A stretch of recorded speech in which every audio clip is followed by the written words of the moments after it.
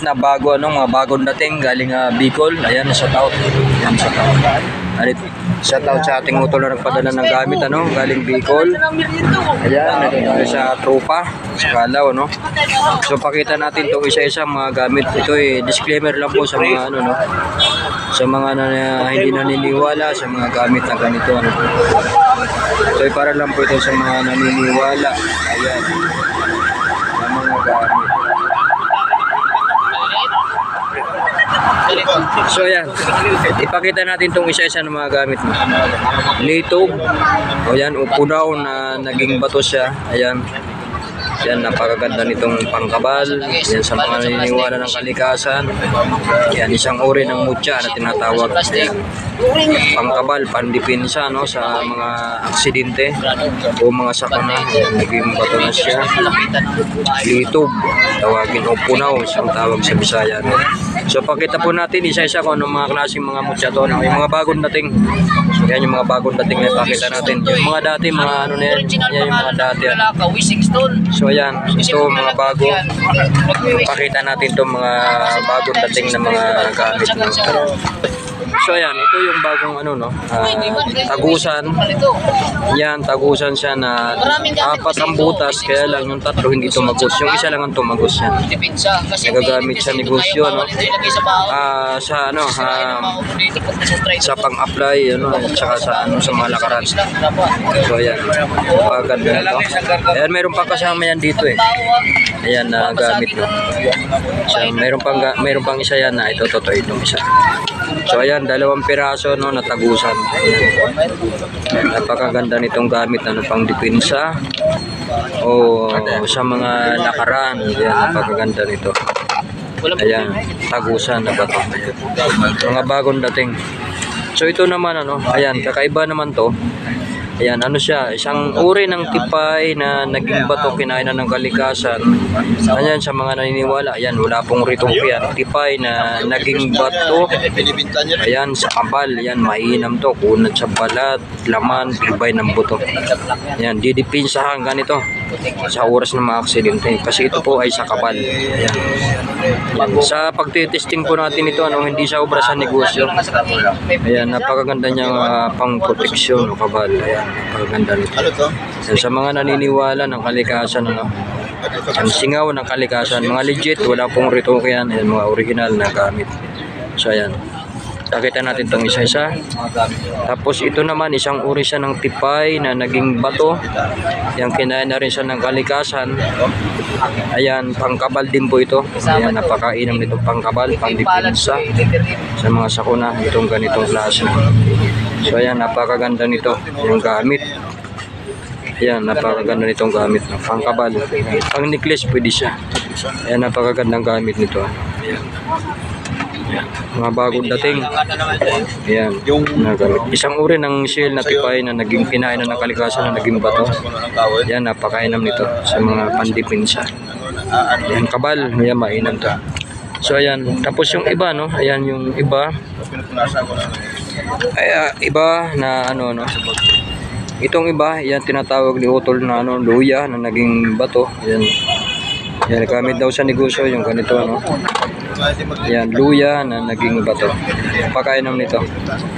Bibihira yung mga ganito nakikita. Sabi nga pagka talaga mga hunters ng mga mutya, yan talaga makakita ng mga kakaibang mga gamit. Kakaiba to. So ayan, kakaiba na gamit talagang Ayan, napakainam nitong gamit pang proteksyon. Sa mga iba, ibang mga antingero, ibinababa nila sa tubig, iniinuman. Ginagamit sa mga panggagamot. Yung mga ganito, mga sinatawag na luya na naging bato. Yan, mainam daw ito na panggamutan. Binababad sa tubig. Sa mga naniniwala lang sa mga singaw ng kalikasan na mga kakaiba. Kakaiba siya na gamit.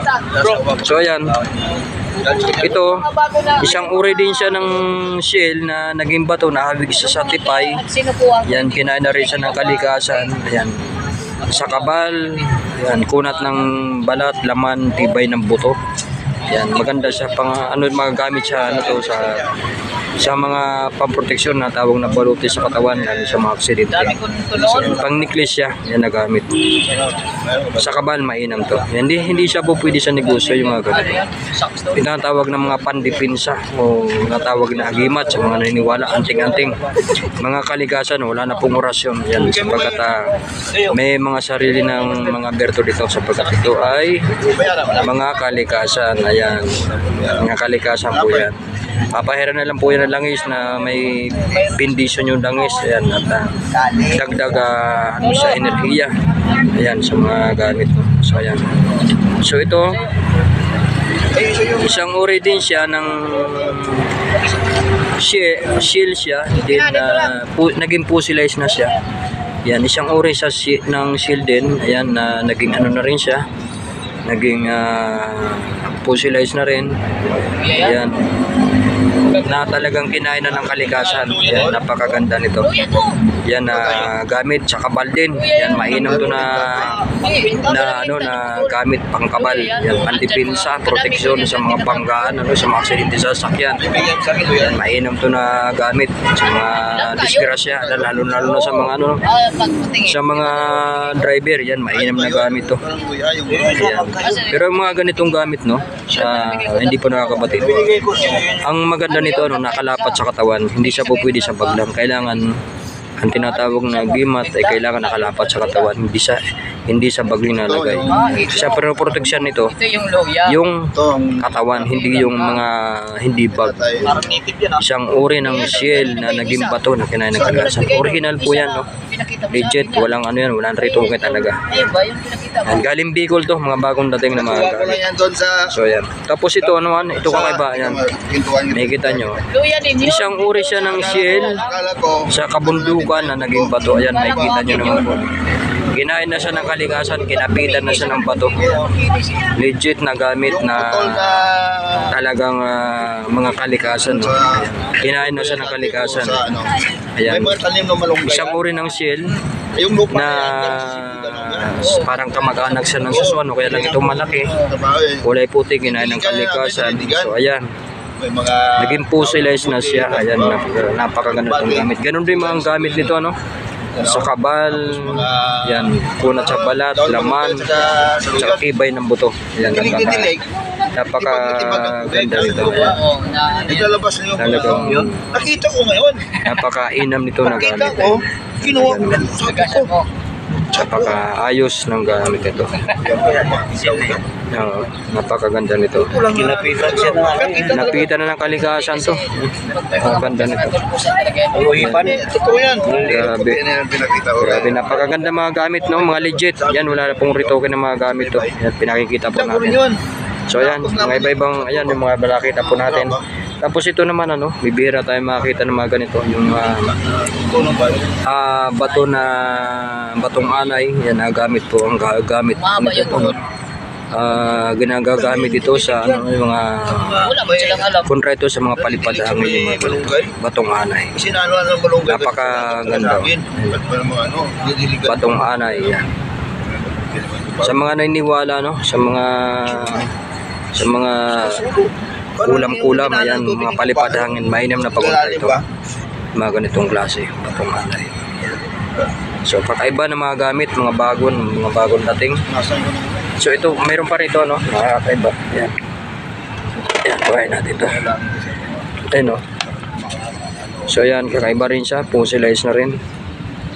Ayan, kakaiba. Kala mo siya sa Putyukan, Tagal na yun. Sa Putyukan, naging fossilized na siya. Maganda yun. Ayan. Itong gamit ito sa negosyo. Ayan, walang kabal ito, hindi to po pwede sa pamproteksyon yung ganito. Mainam siya sa negosyo, sa mga negosyo mainam. Kinain na ng kalikasan niya, parang siya, yung naging ng Putyukan. Napakaganda nitong gamit. Ayan. Ito. Tapos itong isa, ayan. Ganon din siya, sa Putyukan din. Ayan. Kaya magkaiba sila. Ay, magkaiba sila ng gamit. Ayan, kakaiba siya, kakaiba. Napakaganda nitong gamit. Ayan. So, ayan yung mga gamit na ipakita natin, mga bago. Ayan. So ayan, ayan sa mga bago no, mga padaan yan baka naman. Ayan, baka naman po pwede ano, paki-subscribe, Wala akong kasama. paki-share ng ating pong video para malaman po nila na mayroon pala mga ganung klase ng mga gamit na mga singaw ng kalikasan. Ayan. Kasama ni Tay. Maraming pong salamat sa mga subscriber ni Commander Kalanchoy. God bless po sa